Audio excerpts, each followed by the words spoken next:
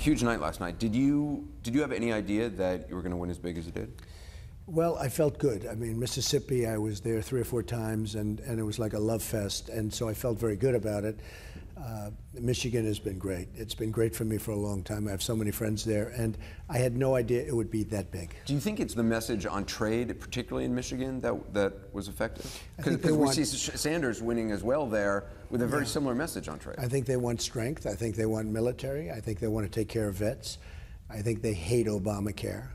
But I would say ultimately it's about jobs and the economy. And, you know, Michigan's been stripped. You look at those empty factories all over the place, and nobody hits that message better than me. I'm going to take care of it. I'm going to stop it. I'm going to stop the craziness that's going on. If you look at what's happening, even today, I mean, we're just shipping company after company after company is leaving this country and leaving jobs behind. And I'm going to get it stopped. 2 new polls out today, Quinnipiac, also a CNN one, both showing essentially the same thing. You are way ahead here in Florida, almost, I think, 2-1 against Rubio, and even in Ohio, leading Kasich 6 points and 7 points in each poll. If you win Florida, if you win Ohio, is it over? I think so, yeah. I think if I win those 2, I think it's over. And I thought Kasich said after Michigan he was going to drop out, to be honest with you. He was saying that he will win Michigan, he will win it easily. And he's now saying Ohio. If he doesn't win Ohio. Now he's saying Ohio, but no, he said Michigan. He said, you know, it's his neighbor. And he said he's going to win Michigan, and he was pretty confident of Michigan. And I thought he said he was going to drop out if he lost Michigan, but I guess he's not going to do that. So I think we're going to do very well in Ohio. I know Ohio very well, have many friends. You think he'll win there? Well, even Paul O'Neill of the Yankees endorsed me. He's from Ohio, great guy. And he endorsed me last night at the press conference. I think I'll win Ohio, yeah. And I think we just have better policies. The country is sick and tired of what they're seeing. The country is sick and tired of these politicians that talk, and it's all talk, no action, and they're tired of it, Anderson. So if you win Ohio, Kasich drops out, and you win Florida, and Rubio's gone, and it's just you and Cruz, if you don't get all the delegates needed to win by the convention. Well, I think if I win Ohio and if I win Florida, you're going to be pretty much assured of doing that. You think you'll get all the delegates? I think so, yeah. I really think so. I don't see the convention going that route. I see probably getting the delegates. You know, it's like the fighters. That's the ultimate way of doing it. You knock them out. If you knock them out, nothing can happen. You want to go for a knockout? I'd rather go for a knockout, yes. If you get to the convention, though, and you don't have the delegates, is any kind of a deal acceptable to you other than you getting the nomination? Well, then you have to fight it out. But, you know, it's really unfair. Let's say you get there and you're a few short, but you have 1,200, let's say, and somebody else had 500 or 600, because I'm way ahead. And, you know, in all fairness to Ted, he said he's the only one that beats me, but he doesn't say I beat him 2 or 3 times for every time he wins one. And we've won the important ones. We've won the big ones. And we won last night. I mean, last night was a romp. So, you know, look. Ted, the problem with Ted is he walks in with the Bible, holds up the Bible. You know, I call him Lying Ted. I've heard that. Puts down the Bible, and then he lies. I've never seen a man lie this much. But even with You think for a guy who says he's very religious, you're surprised? No, Ted, I call him Lying Ted. He's Lying Ted. And, you know, that's his name. And I think, frankly, that name is stuck because the evangelicals are on my side. They don't like liars. Evangelicals do not like liars. So if it goes to convention, you don't have... You're a couple short or a couple hundred short. For you, that doesn't matter. It's got to be you as the nominee. No other deal is acceptable to you. I think this. If you go to the convention, and because of some artificial number that they set, if you go to the convention and you're leading by a lot of delegates, I think you should get the nomination. And that'll be me. I mean, I'll have far more delegates. Now, whether or not I get to that artificial number, I don't know, but I think I will. You've had a lot of money thrown against you just these last couple of weeks. There's never been anything like it. This whole never Trump movement, is it dead, do you think? Well, I think it's mortally wounded. I do think it's mortally wounded. Look, Marco had a very rough night. He got no delegates. He got nothing. And that was a very, very bad night. And you know, when people have hit me in this, if you watch, and it's been the story of my life, I better knock on wood, but everybody that's hit me has gone down. They all came at me. Perry came at me. I could go through. Lindsey Graham came at me. Bush came at me. Every one of them came at me. And every one of them that's come at me has gone down. And wouldn't it be nice to have that happen with our country, where we can very simply win again? So what do you think was Rubio's demise? I think he tried to be Don Rickles. Frankly, you know, he wanted to be Don Rickles, and he's not Don Rickles. And it took me by surprise. I mean, I'm standing at one of the debates, and all of a sudden he got nasty.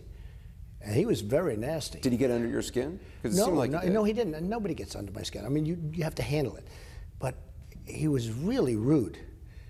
And in fact, for a while, I wasn't even sure if what I was seeing was right. Then he had a horrible debate with Chris Christie where he folded. I mean, he totally, choked. And you know the expression, once a choker, always a choker. Do you think going after you, with jokes, with humor, with insults, that took him off his message? I think so. He wasn't really joking. I mean, he was insulting. And, made up insults and nasty insults. And it weakened him, you think, in the long term? It turned out to. I didn't know it would. I mean, I think I hit him very hard. I probably hit him much harder. But maybe for me it's more natural. It wasn't natural for him. And took him off his game. Amazing. I've never seen anything like it. And he went from being, from doing pretty good to now he's at the bottom of the pack. I want to ask you about Cruz in a minute, but just in a big picture, have you given much thought to how you want to define the GOP? I mean, you will be not only the nominee, you will be the standard bearer for the Republican Party. How do you want to redefine the GOP? Okay, well, I think the biggest story in all of politics, all over the world right now, I've been on the cover of Time magazine 4 times in the last short number of months. I mean, because of what's happening.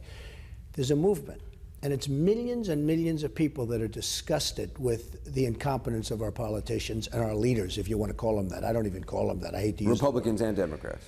Republicans and Democrats. And I'll get to the Republicans in a second because they're blowing a great opportunity. So you have primaries, and millions of people more are going to the primaries and voting. And in all fairness, it's because of me. I'm not going to joke. It's not because of Ted Cruz, who nobody cares about.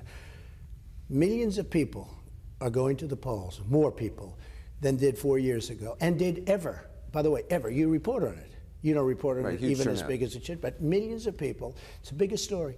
And people come up to me, Mr. Trump, when I'm signing autographs or I'm shaking hands. Mr. Trump, 50 years old, 60 years old, I've never voted before, but I'm so proud to be voting. I've never wanted to vote. So you want a more populist GOP? No. I'll tell you what.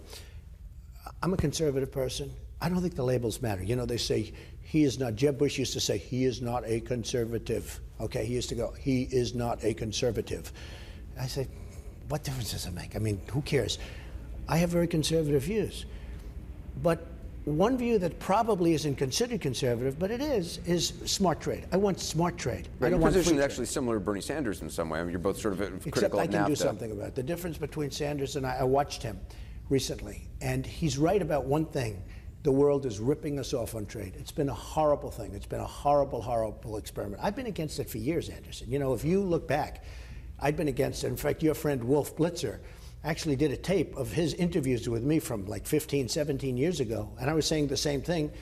A little bit different nations, like Japan was really ripping. But your position is pretty un-Republican. I mean, Larry Kudlow, who is positive about your corporate tax policy, he's critical of you on trade. Yeah. He says that essentially it's going to be raising prices for people on consumer goods, on electronics, on cars, on other items, and it's essentially a tax on people who can't afford it. No, I've heard Larry, and let me just tell you what's going to happen from a practical standpoint, from a negotiating standpoint.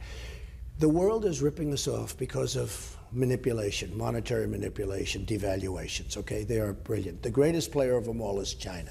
Nobody has ever played the valuation game with their currency better. It's currency devaluation than China. China is a grandmaster. Japan is doing very well, but some of these countries are just absolute masters at it. When we start getting tough and they think that we're serious, and I'm totally serious. I'd put a tax on in 2 seconds. You've talked about a 45% tax on goods. I've talked about different taxes. I've also said, I didn't say I was going to put it, I said use it as a negotiating tool, and I would if we couldn't make the right deal. But that would raise prices for consumer goods. China just devalued their currency recently more than they have at any time for more than 2 decades. This was like shocking. And the only reason they did it is because we're weak and we have no leadership. It makes it impossible for our companies to compete with Chinese companies and China generally, okay? It makes it absolutely impossible.